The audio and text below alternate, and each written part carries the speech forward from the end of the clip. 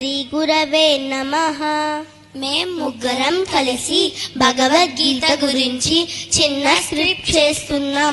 మా ముగ్గురిని ఆశీర్వదించండి. జై శ్రీకృష్ణ, నా పేరు ప్రశ్న. జై శ్రీకృష్ణ, నా పేరు జవాబు. జై శ్రీకృష్ణ, నా పేరు భగవద్గీత. ఏమండోయ్, విన్నారా? ఈ అమ్మాయి పేరు భగవద్గీతట. పుస్తకం పేరు పెట్టేశారు. అది పుస్తకం పేరు కాదు, దైవ గ్రంథం పేరు. ఆ పేరు నీకెందుకు పెట్టారు? ఎందుకంటే భగవద్గీతలో ఉన్నవన్నీ నా శరీరంలో కూడా ఉన్నాయి కాబట్టి. నీ శరీరం భగవద్గీత? అవును, నా శరీరమే కాదు, మానవ శరీరాలన్నీ నడిచే భగవద్గీతలు. అయితే పంచపాండవులెవరు? పంచపాండవులు మన పంచేంద్రియాలు.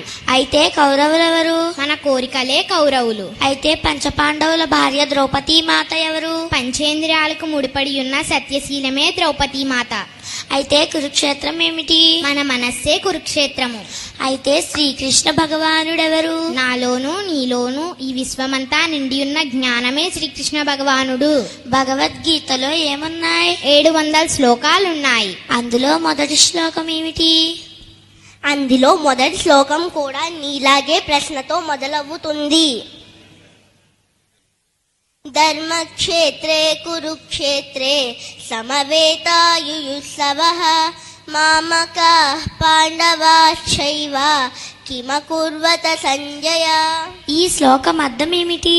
ధర్మక్షేత్రే కురుక్షేత్రే అంటే ధర్మక్షేత్రమైన మన మనస్సులో, సమవేతాయుయుత్సవః అంటే యుద్ధము చెయ్యాలని ఉత్సాహంతో సమావేశమయ్యున్న, మామక పాండవాశ్చైవ అంటే కోరికలు పంచేంద్రియాలు కలిసి, కిమకుర్వత సంజయ అంటే ఈ భూమి మీదకొచ్చి ఎలా ఉన్నావు, ఏం చేస్తున్నావని మొదటి శ్లోకం మనల్ని ప్రశ్నిస్తుంది. అవునా? భగవద్గీత మొదటి శ్లోకం మనల్ని హౌ ఆర్ యు అని ప్రశ్నిస్తుందా? దీనికి నీ జవాబేమిటి? యత్ర యోగేశ్వర కృష్ణః యత్ర పాదోదనుద్దరః తత్ర శ్రీ విజయోద్భూతిః ధ్రువా నీతిర్మతిర్మమ. ఈ శ్లోకం అర్థం ఏమిటి?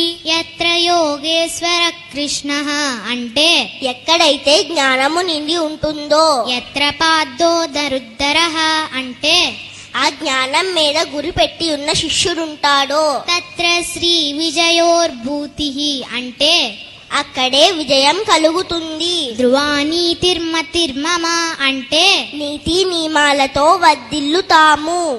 భగవద్గీత మనందరికీ పెద్ద దిక్కు. మనమంతా భగవద్గీత స్వరూపులం. మనమంతా నడిచే భగవద్గీతలం. జై శ్రీకృష్ణ, జై శ్రీ